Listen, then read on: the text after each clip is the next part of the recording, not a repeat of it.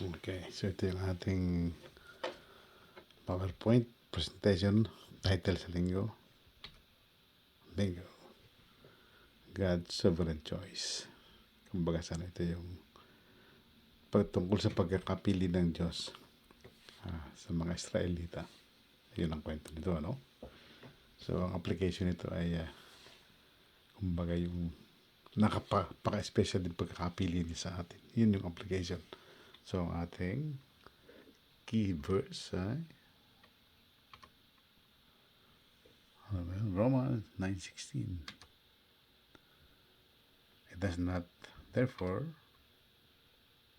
depend on human desire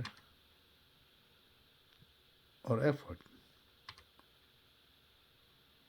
but on God's mercy.